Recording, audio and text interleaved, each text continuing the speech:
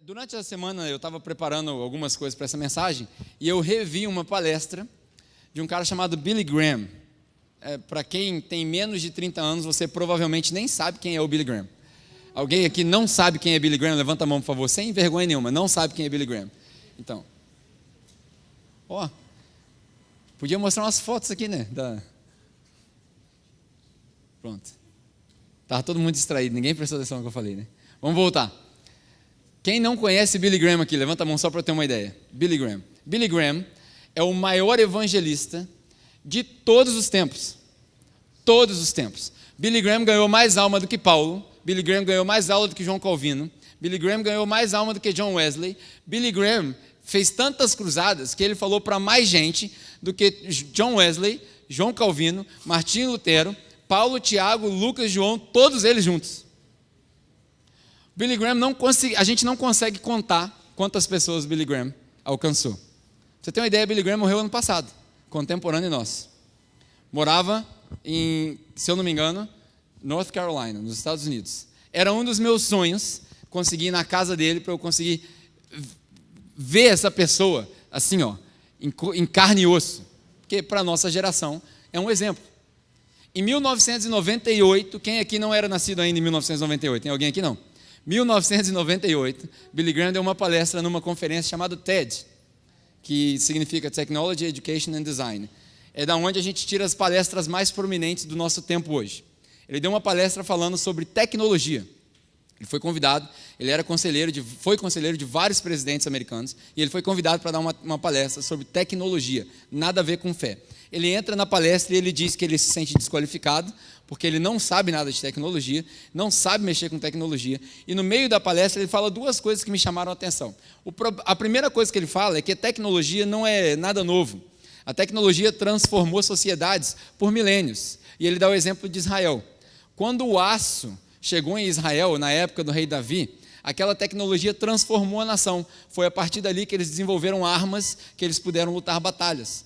E aí ele aponta que a tecnologia transformou a nação, mas não transformou o homem. Davi continuou um rei caído, um rei cheio de pecados, cheio de coisas para resolver. E aí ele usa esse exemplo para falar daquele tempo que ele vivia, 1998. E ele diz duas coisas que me chamaram a atenção. A primeira é, o problema nunca é a tecnologia. O problema é quem usa e como usa. O problema nunca é a tecnologia. A gente já viveu épocas aqui no nosso país onde condenaram a televisão falando que a televisão é do diabo. Não, a televisão não é do diabo, o diabo não cria nada. Nada é do diabo. A televisão também não é de Deus, Deus não criou televisão. A televisão é uma invenção nossa. E aí o problema não é a tecnologia, o problema é quem usa e como usa. E a segunda coisa que ele falou que me chamou a atenção é que ele falou assim, eu gostaria de viver no tempo da tecnologia. Vai chegar um dia onde a gente vai viver situações, e aí ele começa a descrever várias situações que eu vou falar aqui agora. E ele faleceu em 2018, ele não viveu o tempo da tecnologia. Que tempo é esse? Esse tempo é hoje. Hoje nós vivemos a era da tecnologia. Hoje nós vivemos a era onde nós vamos passar por conflitos filosóficos nunca antes vistos no mundo. Vou te dar alguns exemplos aqui, que é a sementinha que eu falei que eu vou colocar na sua cabeça. Hoje, a gente vive questionamentos, por exemplo, quem aqui já ouviu falar do carro que não precisa de motorista?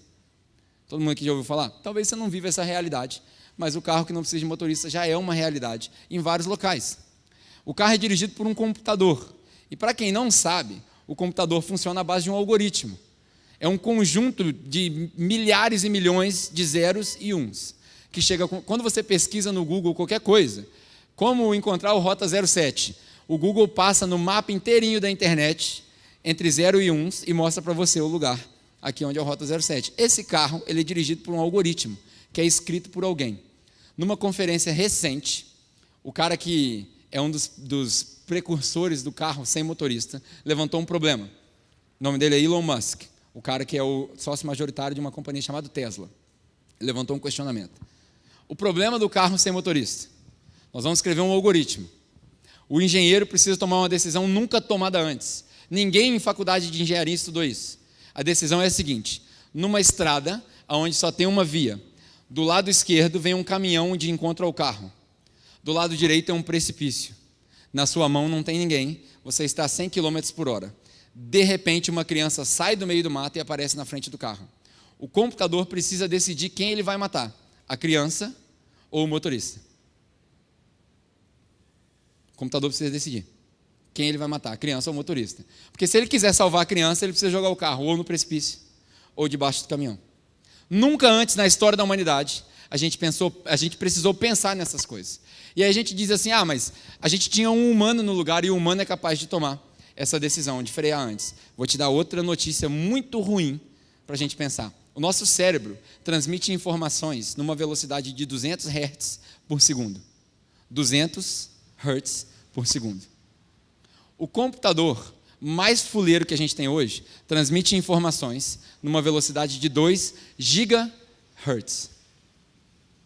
O computador é milhares de vezes mais rápido do que o cérebro humano. Ou seja, o computador tem muito mais facilidade para tomar essa decisão do que o ser humano.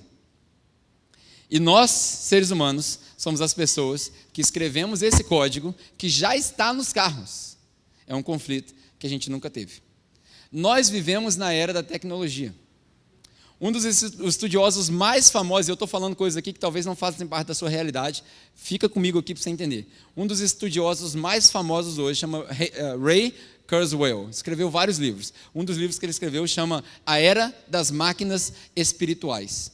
Segundo ele, em 2019, as máquinas vão chegar num ponto onde elas tomam decisões melhores do que o ser humano, e essas decisões são aprendidas sozinhas.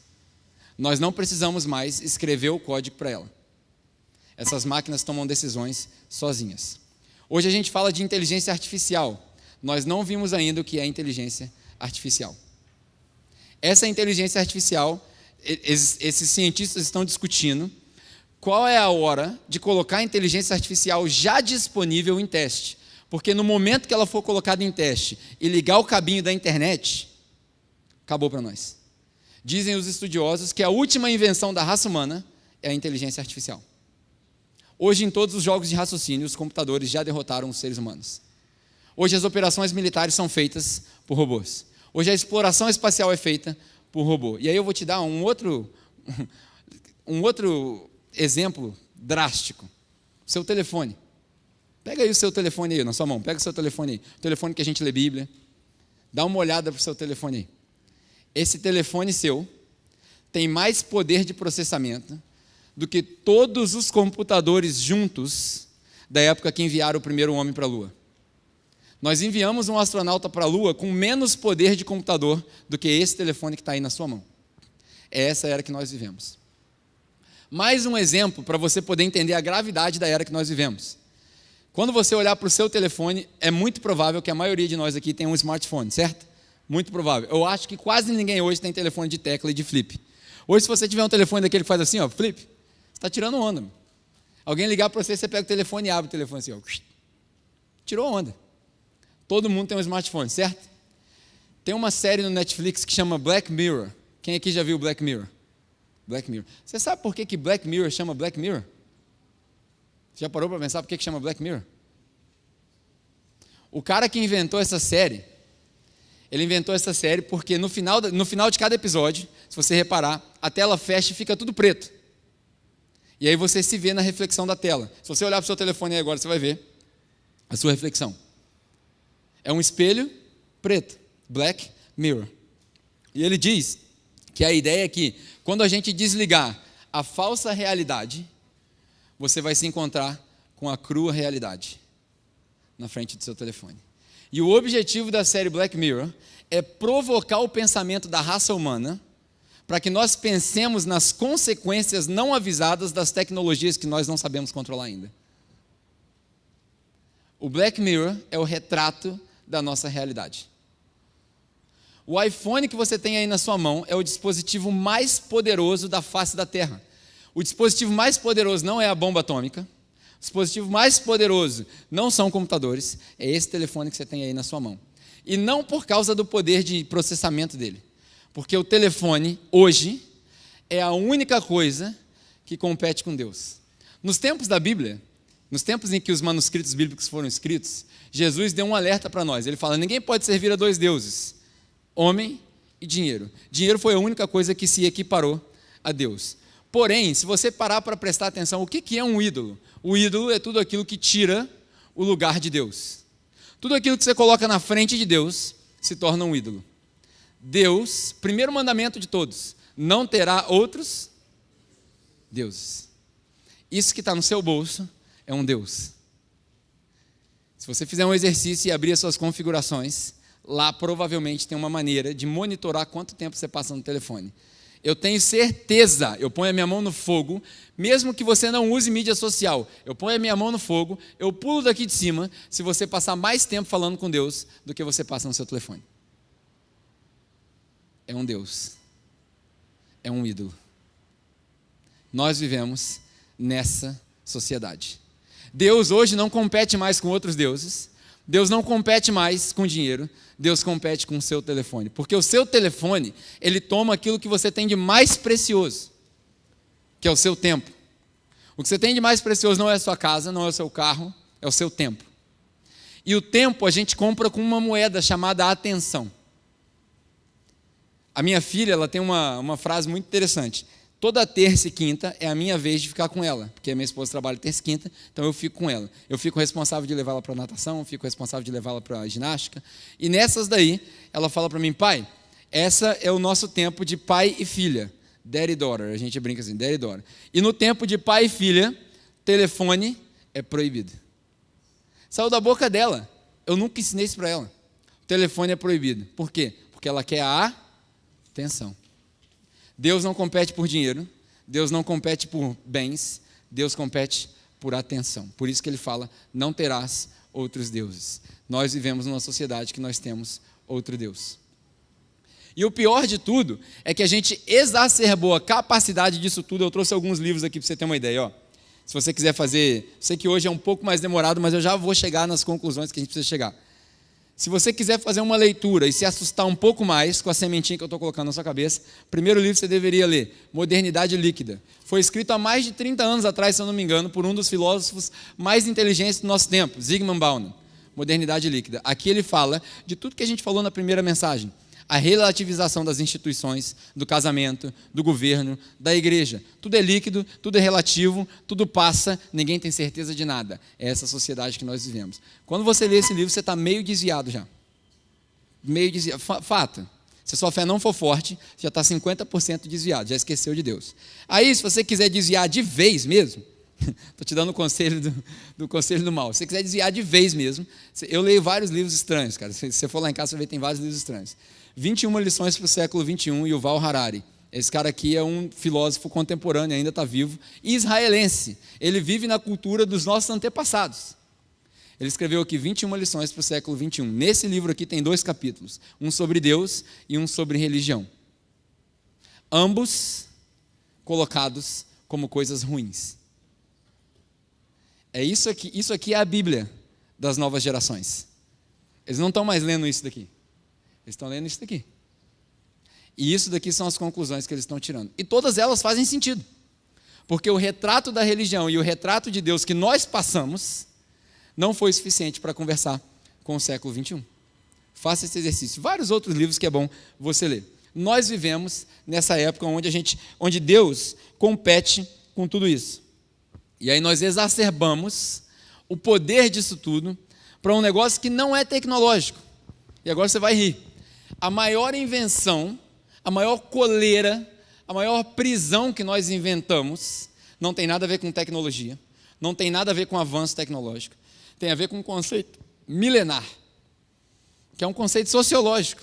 A gente falou aqui na segunda mensagem, é sociologia antropológica, é o ajuntamento das tribos, quando os iguais se juntam. A maior invenção de todas, essa invenção chama mídia social. A mídia social é a maior coleira que já inventaram para a raça humana. Minha esposa tem uma brincadeira que ela fala, é a coleira digital. Isso aqui você prende a gente. Quando você menos percebe, passaram-se horas. Mídia social. Então, se você quiser pensar para essa mensagem, se você for para casa e decorar alguma coisa, decora o título dessa mensagem que vai te fazer pensar. O título dessa mensagem é Eu posto, logo existo. Posto, logo existo. Talvez, se você não riu, é porque você não conhece a frase do filósofo Descartes, que fala, eu penso, logo existo. Só que essa frase não é assim. Essa frase não começa assim. A frase do Descartes é, eu duvido, portanto eu penso, logo existo. A frase começa com uma dúvida, porque ele foi um cara que duvidava das questões existenciais. De onde eu vim, para onde eu vou, por que eu estou aqui? As grandes perguntas que ninguém tem resposta. Ele duvidava, então porque ele duvidava, ele começou a pensar. E aí ele considera que por pensar, para tentar responder uma dúvida, ele existe, a existência dele está baseada nas respostas dos questionamentos. Hoje, nós não pensamos mais assim, penso, logo existo. Hoje, eu posto, logo existo. A nossa identidade está vinculada ao que a gente chama de mídia social. Quem aqui não tem Facebook? Levanta a mão, por favor. 1, 2, 3, 4. 5. 5 pessoas no meio de 100. 5% da nossa população não tem Facebook. Como é que você faz para achar uma pessoa que não tem Facebook hoje? Não tem jeito. Instagram, outra mídia social. Não tem jeito. Quem é o cara? Alguém fala para você assim, pô, conheci um cara maneiraço de Djalma. O que é a primeira coisa que a gente faz? Entra no Facebook, coloca lá o nome dele, para ver as fotos, para ver a existência dele. Eu posto, logo existo. Hoje, na nossa sociedade, na molecada, nos jovens, não tem outra maneira. Ninguém bate na porta mais dos outros, não, gente. Ouvi falar de que você é uma boa pessoa, queria te conhecer. Ninguém faz isso. Imagina se nós vivêssemos a mídia social na vida real. Eu ia chegar para a Gleice e falar assim, oi Gleice, quer teclar? Não faz sentido. Isso é a sociedade que nós nos transformamos. A maioria de vocês não pegou a época do quer teclar, né? Mirk. Entrava no Mirk, num canal de Volta Redonda. Quem está rindo é velho. Internet de escada. Quem lembra da internet de escada? Tinha que entrar meia-noite, que era mais barato, lembra disso? Sábado, provedor era mais barato. A gente trocava de e-mail. Olha o primeiro elemento da nossa identidade digital. A gente mudava de cidade, tinha que mudar de provedor, tinha que mudar de e-mail. Até que apareceu a salvação, chamado Gmail. Ninguém precisa mais trocar de e-mail. A conta era liberada. Olha a sociedade que nós vivemos. Por que nós chegamos nessa fase? Posto, logo existo. Os jovens são assim. Cara, eu conheci agora. Hoje já está difícil de trocar o WhatsApp. Hoje a gente troca Instagram. Porque no Instagram tem mensagem de voz, tem ligação, tem vídeo. Os jovens são assim. Pô, conheceu agora, qual que é o seu Instagram? Aí de você falar que não tem Instagram. Não tem Instagram. Como assim? Quem é você? Que rocha você está vivendo? Debaixo de qual rocha você está vivendo? Os jovens são assim. O tempo todo com o Instagram. Minha filha tem 7 anos de idade. Ela virou para mim e falou assim, quando que eu vou ter um celular, pai? Falei, quando você puder comprar um. Ela quer um celular com 7 anos de idade. Essa geração nos questiona de coisas que a gente não entende. Esses dias ela perguntou para mim assim, pai, por que no caixão não tem travesseiro? Para mim não, para minha esposa, né? Por que no caixão não tem travesseiro? Sei lá, mano. Pô, alguém podia pensar, né? Põe lá o travesseiro pro morto lá e... Por que não tem travesseiro pro morto? Como é que a gente... Da onde que ela tirou? Aí minha esposa perguntou para ela, da onde você tirou isso, filha? Aí, depois de muito questionamento, ela falou assim, eu vi no YouTube, no celular da vovó, que no caixão não tem travesseiro. Eu falei, cara, que praga é essa de YouTube? Eu estou tendo que explicar para uma menina de 7 anos por que não tem travesseiro no caixão. Por causa do YouTube. Precoce. Eles sabem de coisas que a gente nunca vai saber com 7 anos de idade. Nós chegamos nesse estado, e aí agora eu quero mostrar algumas coisas que a gente precisa pensar biblicamente. Nós chegamos nesse estado porque a gente rendeu 3 áreas da nossa vida que são extremamente importantes. A gente falou de 3 igrejas. Hoje eu quero falar de 3 poderes. Nós falamos de 3 igrejas no domingo passado. Hoje eu quero falar desses 3 poderes. Nós rendemos 3 poderes da nossa vida para 3 empresas. O mundo hoje é controlado por essas empresas. Eu vou falar, você vai entender. O primeiro poder é aquilo que a gente busca. O ser humano é um ser insaciável por conhecimento. Todo mundo está buscando alguma coisa, o tempo todo. Ninguém é inerte. Todo mundo está buscando alguma coisa. Hoje, o sinônimo de busca é o quê? Google. O Google virou uma palavra no dicionário. Hoje, em inglês, as pessoas não falam mais pesquisa. Para as crianças na escola, professor, eu quero saber isso. Google it. Virou um verbo. O Google era um substantivo. Virou um verbo. Google it. Instagram era um substantivo. Virou um verbo. Instagram. O Google virou a fonte que nós rendemos a nossa busca. Tudo que a gente busca hoje é no Google. Os estudiosos, principalmente da área religiosa, eles estão tentando descobrir como que se comunica os atributos de Deus para as crianças. Porque antigamente a gente falava que Deus era onipotente, onisciente, onipresente. Hoje os educadores religiosos estão quase chegando à conclusão, eles acham ainda muito arriscado afirmar isso, mas eles falam que hoje Deus é Google. Porque o Google, se você parar para pensar, é onisciente, sabe de tudo, tem resposta para tudo. Você entra na frente do telefone aqui, não precisa nem ser no computador mais. Digita, em menos de 1 segundo, ele tem todas as respostas que você pode imaginar. De uma certa maneira, ele é onisciente. Se a gente achar que onisciente é saber tudo que se há para saber. De uma certa maneira, ele é onipresente, ele está em todos os lugares, porque ele está na internet. E se você parar para pensar, a internet não tem mais controle. Aonde que desliga a internet? Quem sabe onde desliga a internet? Não tem jeito. Fruto da inteligência artificial que nós criamos. O Google se tornou esse poder que nós rendemos à nossa busca. E as perguntas fundamentais estão bem devagarzinho desaparecendo da nossa existência. As perguntas existenciais que nós tínhamos eram: para onde eu vou? De onde eu vim? Existe vida após a morte? O que eu vim fazer nessa terra? Essas eram as perguntas existenciais pré-internet. Eu fiz uma pesquisa para ver quais eram as perguntas mais comuns no Google em 2018. Quais eram as perguntas mais comuns no Google em 2018. E agora você vai entender por que as pessoas se questionam se a tecnologia nos fez mais inteligentes ou mais burros. Primeira pergunta mais comum no Google, bilhões de pesquisas. Que horas são? Não, essa é a pergunta do Google. É a pergunta do Google. As pessoas digitam no Google: que horas são agora? Olha o cúmulo da preguiça, cara. É você botar a mão no bolso, pegar o telefone, olhar no relógio. Que horas são? A segunda pergunta mais comum, é porque ele está ligado, cara. O cara está antenado, ele está prestando atenção. Segunda pergunta mais popular no Google. Segunda pergunta mais popular no Google, eu anotei aqui. Segunda pergunta mais pasmem. Aonde eu estou?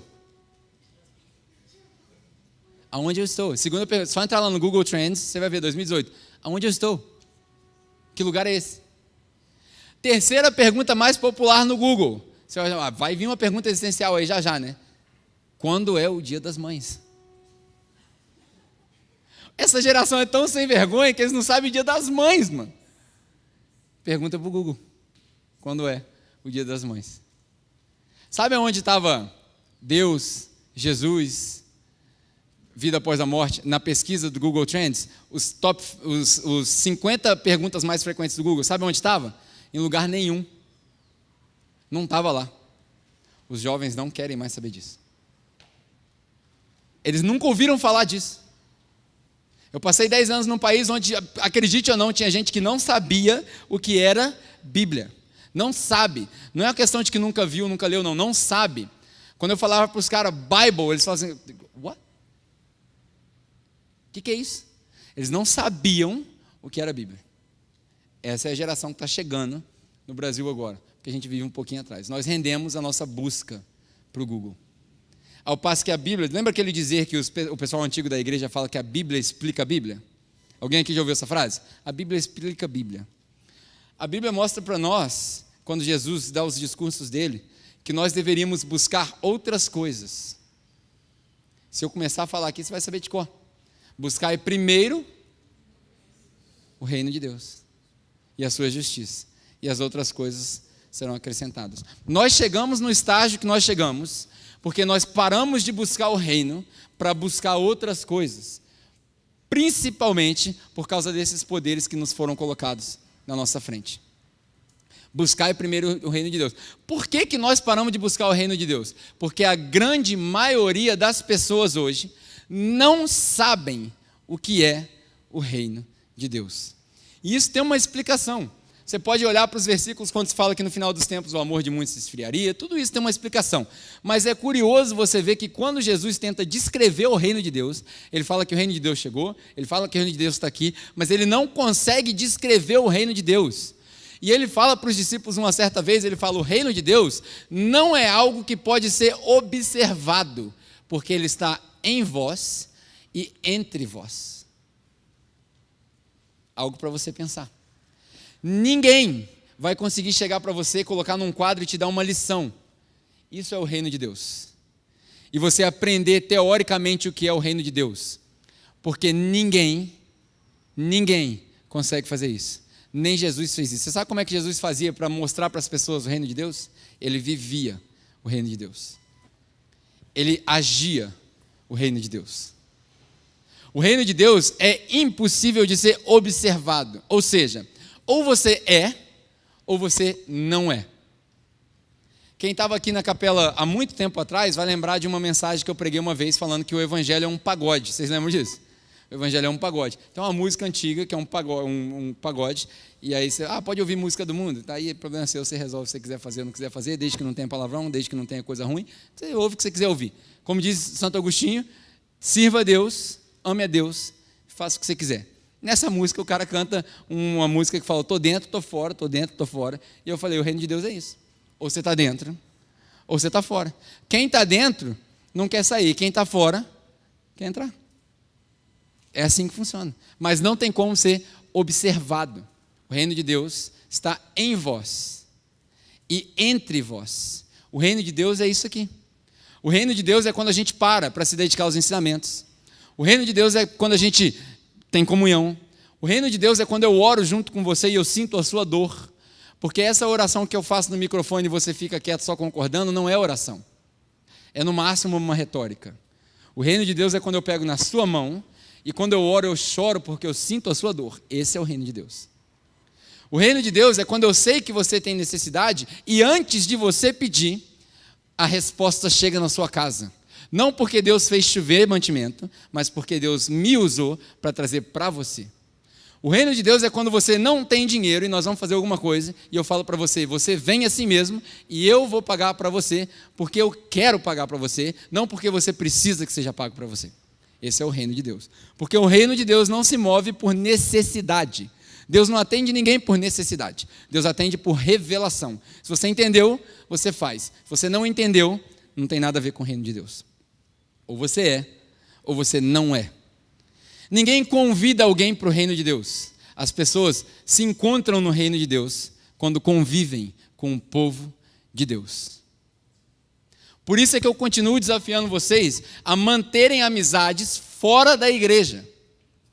Mantenham amizade com pessoas que não conhecem Jesus.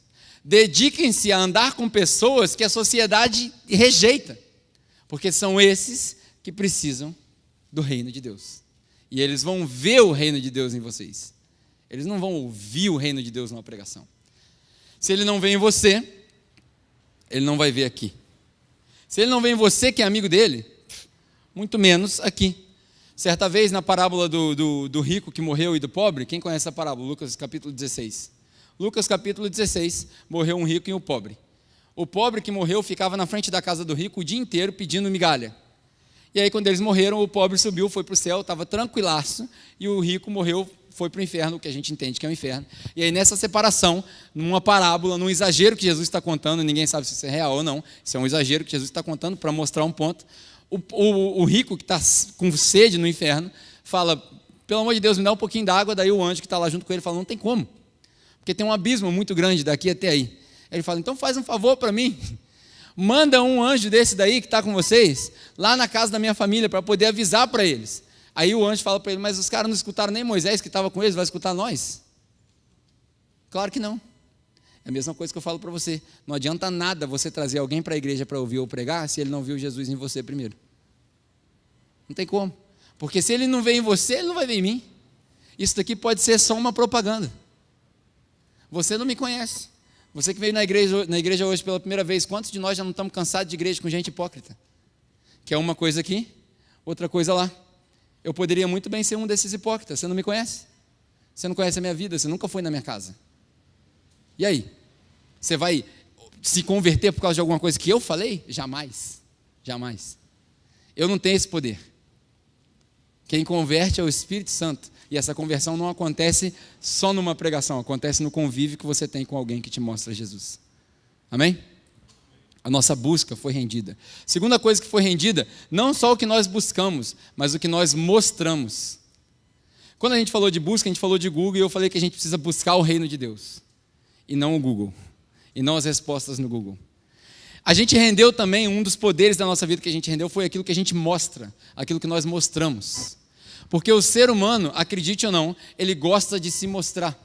A gente vive para mostrar para o outro aquilo que a gente acha que deveria ser mostrado. E a mídia social exacerbou esse problema. O problema da mídia social não é a mídia social, como disse Billy Graham, é quem usa e como usa. Porque o grande desafio é que eu, quando entro no meu telefone, eu comparo o seu melhor com o meu pior. Porque no telefone eu vejo só o seu melhor. Nossa, o cara foi para a Disney, mano. Eu não consigo ir nem no Rio de Janeiro, Copacabana. Porque o meu pior está aqui, ó. Mas aí eu posto o quê? Quando eu vou ali no... Como é o nome daquele clube lá na Barra do Piraí lá? Águas Quentes? Aldeia das Águas. Eu vou na Aldeia das Águas, aí eu pego o meu telefone, que eu não tenho dinheiro para comprar um iPhone 10, que é a prova d'água, eu pego o meu telefone, que não é a prova d'água, fico equilibrando para ele não cair na água. Aí eu tiro uma foto minha, eu não aproveito a piscina, porque eu fico batendo 38 fotos para pegar o ângulo certo, com a luz certa. Por que isso? Quantas vezes você revisitou as suas fotos do Instagram? Provavelmente nenhuma. Porque a foto do Instagram não é para mim. A foto do Instagram é para o outro. Para causar inveja, para mostrar o que eu tenho, seja lá o que for, a foto do Instagram é para o outro. A mídia social é uma plataforma de autoelevação. Terrível isso. A mídia social virou uma vitrine, onde a gente mostra o nosso melhor e esconde debaixo do tapete o nosso pior. A vida de todo mundo é perfeita no Instagram. A maioria de nós segue pessoas que a gente nunca vai conhecer. Verdade ou não? Quem de nós aqui segue artistas na mídia social? Ah, estou vendo a maquiagem da fulano de tal, estou vendo a viagem que o fulano de tal fez. Nunca vou ver essa pessoa na minha vida. Eu estou falando isso porque eu faço isso. Mídia social virou uma plataforma de autoelevação, extremamente depressivo. Quanto mais tempo você passa vendo o melhor dos outros, pior você se acha. Grande problema, virou uma vitrine. E a Bíblia também mostra para nós qual a vitrine nós deveríamos usar, que não é a mídia social.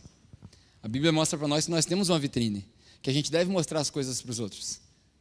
Mateus capítulo 5, versículo 13, logo depois de Jesus fala a frase famosa: vocês são o sal da terra e a luz do mundo. Portanto, deixem que os homens vejam as suas boas obras. Para quê?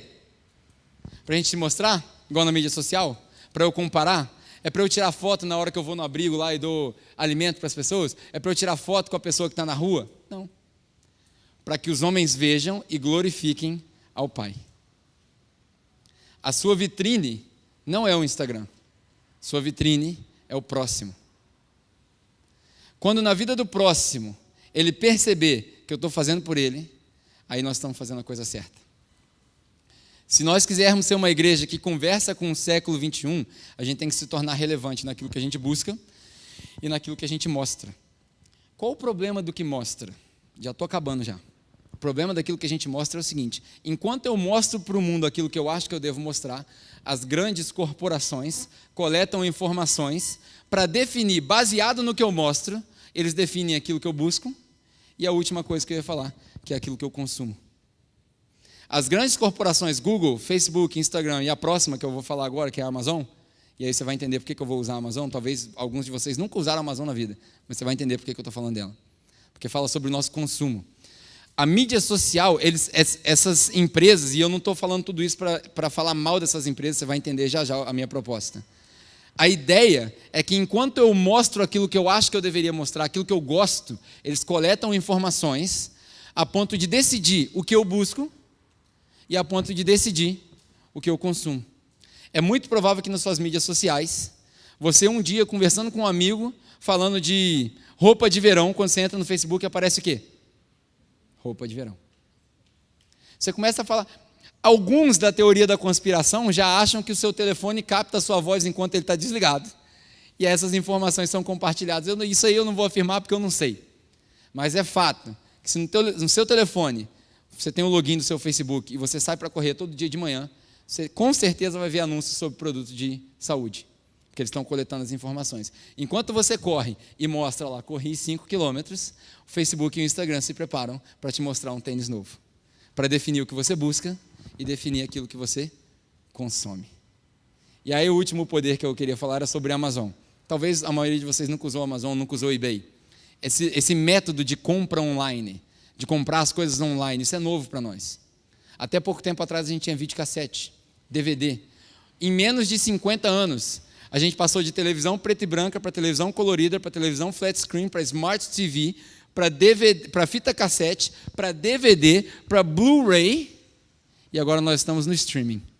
Em 50 anos nós tivemos 8 tecnologias diferentes para fazer a mesma coisa. Assistir a telinha. Olha quão rápido nós estamos vivendo. Dizem que nos últimos 50 anos, nós acumulamos informações equivalentes aos últimos 3.000 anos de história da humanidade. Em 50 anos, nós temos mais informações do que os últimos 3.000 anos de humanidade.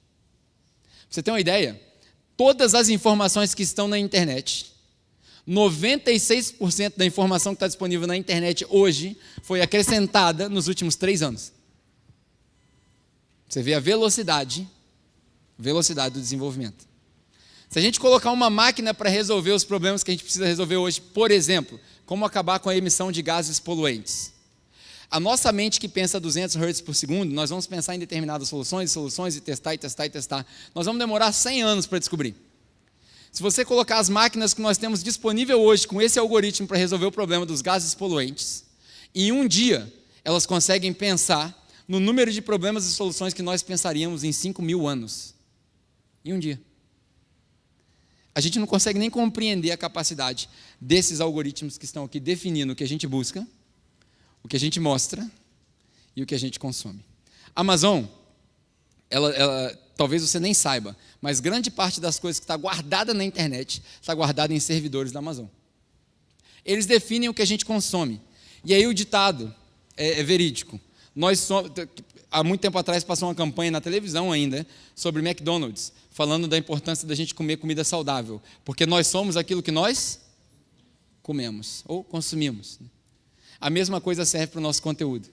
Nós somos aquilo que nós assistimos.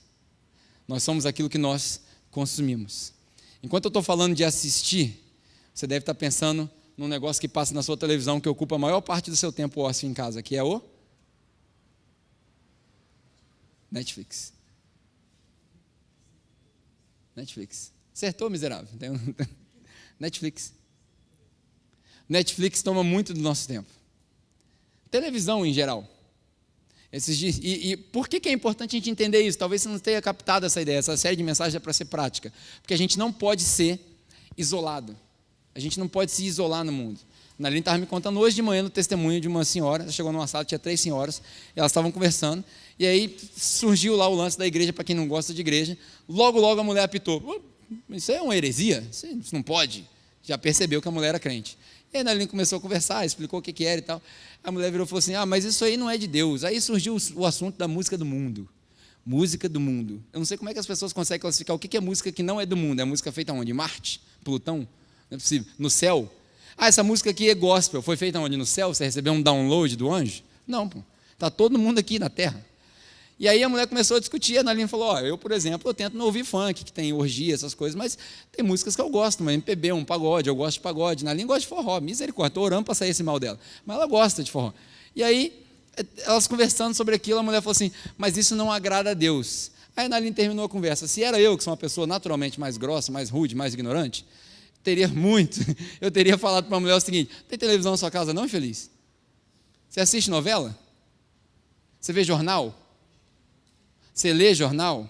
Você tem telefone celular? Telefone celular de Deus? Não, você tirou isso.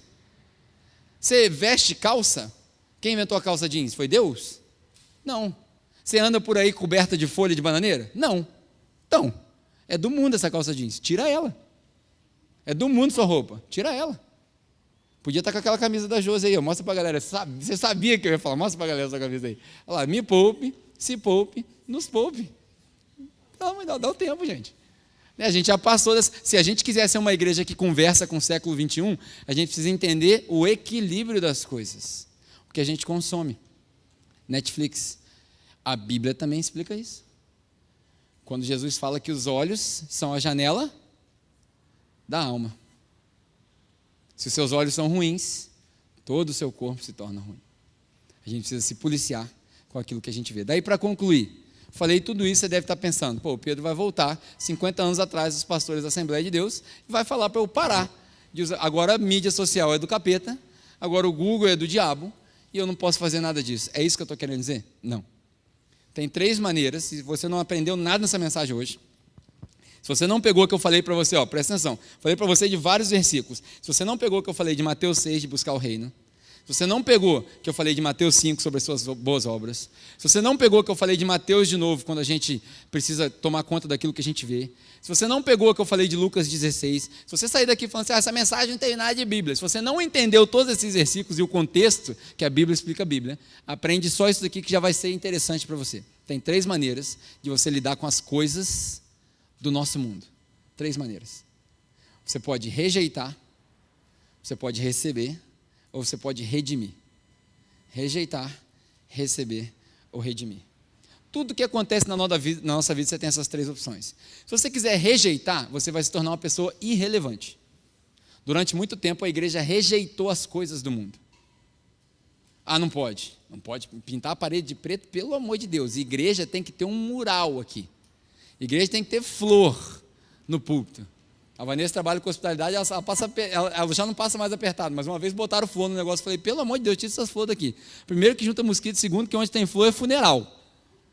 Funeral não, de maneira, não tira flor do púlpito. Tem gente que gosta. O que é isso? Coisas do passado. A gente estabeleceu, lembra na última mensagem que a gente falou, se vocês não forem batizados segundo o costume, a gente confunde, a igreja do tá na Bíblia confunde o que é costume do homem com o que é revelação de Deus. Parede preta ou parede branca não faz a menor diferença. Isso daqui, não é para Deus que a gente faz isso daqui. Isso aqui é para nós. É para ficar bonito para nós. Tem vergonha nenhuma de admitir. Essa cadeira que você está sentado é para você não ficar em pé o tempo todo. É para nós. Deus não precisa sentar. Deus nem cabe nessa cadeira. Na verdade, Deus nem cabe aqui. Acho que Deus nem cabe no planeta. Não é para Deus, é para nós. A bateria que a gente toca não é para Deus. Para nós. Tudo isso que a gente faz aqui é para nós. Isso é uma igreja antropocêntrica? Não. Porque a gente entende que a pérola dos olhos de Deus somos nós. E a gente faz para servir o outro. Porque quando Jesus deu o último mandamento dele, ele falou isso. Vocês precisam servir ao próximo. Amar ao próximo. Como eu vos amei. Você pode rejeitar. Se você rejeitar, você vai se tornar irrelevante. Está fora de foco, está longe. Se você é uma pessoa que rejeita, eu não assisto televisão, eu não assisto jornal, eu não leio jornal, eu não tenho celular. Sabe o que você vai fazer? Muda para uma fazenda e vira Amish. É a única solução. Porque não funciona na sociedade. Você vive num contexto urbano, você precisa trabalhar. Você vai chegar no trabalho, a pessoa vai falar assim, você viu o jornal? Não. Você leu o jornal? Não. O que você fez? Nada. É uma pessoa chata. Não tem como conversar com você. Mas eu vi o que Deus falou comigo. A pessoa vai virar as costas. Você precisa encontrar uma oportunidade de falar do Evangelho quando for natural, quando for uma resposta. Rejeitar não é uma opção. Aí você pode receber. O que aconteceu com a igreja para a igreja chegar no ponto que chegou? A gente recebeu muita coisa do mundo. A gente recebeu. Recebeu sem medir. Aí a gente também fez o contrário do rejeitar. Pode tudo. Pode tudo. A gente falou da igreja do pode, não pode. Pode tudo. E aí a igreja se tornou mundana. A igreja se tornou o que não deveria se tornar. Porque eu vou te dar um outro versículo bíblico. Tiago, irmão de Jesus, certa vez ele fala sobre a verdadeira religião. O que é a verdadeira religião? Aos olhos de Tiago, irmão de Jesus. Se tem alguém que conhecia Jesus, era Tiago. O pessoal fala que João era o discípulo mais amado, é porque ele não foi irmão de Jesus durante a infância. Se tem alguém que conhecia Jesus, era José, Maria e Tiago. Tiago sabia o que ele estava falando. Aí ele vira e fala: verdadeira religião é o quê?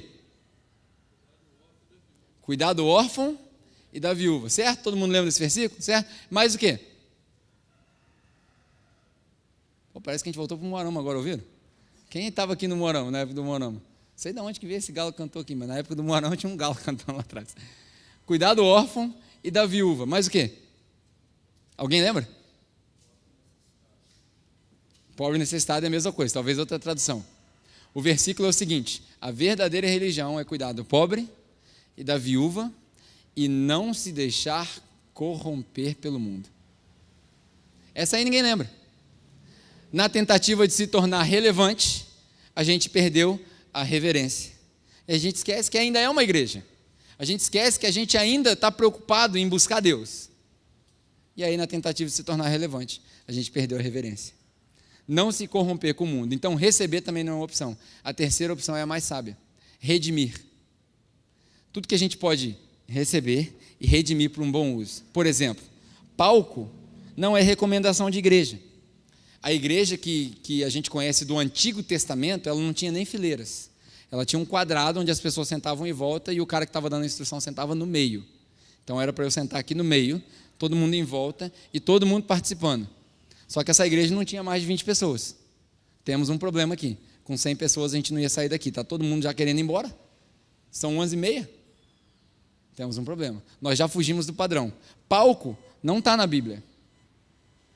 Mas aí o que a gente fez? A gente pegou um conceito do mundo, a gente entendeu que no nosso tempo, sociologicamente falando, tem nada a ver com Bíblia. As pessoas escolheram ir para a igreja no domingo, escolheram ir ouvir uma palavra. Nós descentralizamos as coisas porque nós não sabemos mais ser igreja lá fora. Ser igreja exige um contexto aqui dentro também. E aí a gente passou a convidar as pessoas para o domingo ao invés de evangelizar as pessoas lá fora. O que é ruim, mas é um bom problema, porque a gente já encontrou uma solução paliativa. O encontro de domingo, paliativa, não é definitiva. Você precisa aprender a falar de Jesus e conversar a respeito do evangelho lá fora também. Aí a gente recebeu o palco. Para que serve o palco? Para a pessoa que está lá atrás ter campo de visão, igual quem está aqui na frente. Nós redimimos o palco. Há 100 anos atrás, bateria era do diabo. Aí a gente descobriu que as pessoas gostam da música mais rítmica. Colocamos a bateria, redimimos a bateria. Para a glória de Deus, para quando a gente canta os nossos louvores. É isso. Na Bíblia, a comunhão dos irmãos tinha partido do pão, era em volta de uma mesa de jantar. Tinha pão, asmo, vinho com álcool e um cordeiro no meio. O pão abria a refeição, o vinho finalizava a refeição e todo mundo comia do cordeiro. O que era todo mundo? 10 pessoas na casa. Como é que eu vou botar um cordeiro para 100 pessoas comer? Não tem dinheiro. Não tem dinheiro. Aí o que a gente faz? A gente faz uma coleta. Essa coleta que a gente faz hoje, para manutenção da igreja, não é bíblica. Pegou a ideia? Estou te alertando. Esse negócio de recolher dízimo do jeito que a gente recolhe, não é bíblico. Aqui a gente não fala de dízimo, mas o dízimo do jeito que recolhe-se nas igrejas, não é bíblico. O dízimo não era 10% também, era quase 30%, eu posso explicar isso para você um dia. Os caras alguns traziam dinheiro sim, outros traziam parte da plantação, mas era para os sacrifícios que eles faziam uma vez por ano, ou nos outros festivais que eram menores, e era para servir os que não tinham. É a mesma coisa que a gente fala aqui, quem tem paga e quem não tem come. Não tem nada a ver com pagar luz de templo, nem salário de pastor. Porque o salário dos pastores daquela época não era recebido das pessoas. Eles traziam para que eles tivessem mantimento para o resto do ano. Não é bíblico. A coleta que nós fazemos aqui na nossa igreja, a coleta que a gente faz aqui, que não é dízimo, que a gente fala que é oferta, que você dá quanto você quiser, também não é bíblica. Porque quando a gente usa 2 Coríntios capítulo 9, que é o texto básico que a gente usa para tudo aqui quando se fala de oferta, era uma oferta que foi arrecadada dos irmãos para levar para outra igreja que estava com fome. Aqui não, nós não temos vergonha de admitir. Aqui o que a gente faz regularmente é coletar o dinheiro dos irmãos para pagar o aluguel, para pagar a luz, para pagar o café, para pagar a pizza, para pagar a mesa de ping-pong, que a gente não pagou, que foi emprestada, que eu estou profetizando que vai ser doada, para comprar os tripés. É isso. Não tenho vergonha de admitir para você, nós precisamos de 2 televisões. Uns irmãos se juntaram e compraram televisão. Televisão é para Deus? Não, para nós. Como é que faz? Vaquinha. É uma questão de bom senso. Quem tem, paga. Quem não tem, usufrui. Porque nós somos abençoados de poder pagar para você. E se você achar que você é abençoado e tem R$2 no seu bolso, você pega os seus R$2 e dá os R$2, sem pressão, porque Deus ama quem dá com alegria. Não tem justificativa bíblica nenhuma para o que nós fazemos aqui. Se alguém quiser confrontar a gente e falar assim, vocês não são uma igreja bíblica. Fato. Fato. Não tem como mais ser essa igreja bíblica aí. Nós somos uma igreja contemporânea, com os princípios que a gente acha que estão no Novo Testamento. Mas a bíblica, ela não é mesmo, não. Não tem como. Nossa, assustou agora. E agora, o que eu faço? Ué, tente ser uma igreja bíblica, você vai ver que você não vai conseguir. Você vai sair dos padrões da igreja bíblica. O que nós precisamos fazer é redimir os princípios e colocar em prática no nosso dia a dia. Então, minha proposta para você, para que você saia daqui hoje edificado de tal maneira que você não rejeite as coisas, que você não receba as coisas, você aprenda a redimir. Redima o seu tempo de busca, redima o seu Instagram, seu Facebook. Vamos fazer domínio digital. Vamos tomar a internet. Ao invés de você postar fotos, sei lá que foto você vai postar no Aldeia das Águas, cara, posta um versículo. Muito careta isso. Bem-vindo ao reino de Deus. Nós somos chamados para ser careta. Nós somos chamados para ser o povo que não faz as coisas que o mundo faz. Nós somos chamados para não consumir os produtos que o mundo consome. É isso mesmo. Nós somos chamados para ser santos. Já parou para pensar nisso? O que é santo? Não é sem pecado, não. Porque nós vamos continuar com pecado até morrer. É separado. E separado para o serviço de Deus. Nós somos chamados para isso. O seu chamado é para isso. O meu chamado é para isso. Então, como é que redime? Na hora que você for assistir seu Netflix, aquela série do Game of Thrones, vou falar uma heresia agora, hein? Aquela série do Game of Thrones, que você perde 3 dias assistindo, desliga aquele raio do Game of Thrones, cara. Vê a série, a Bíblia do Moisés.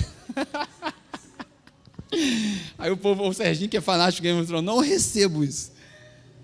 Redime o seu Netflix, cara. É legal ver Game of Thrones? Claro, eu estou brincando, pô.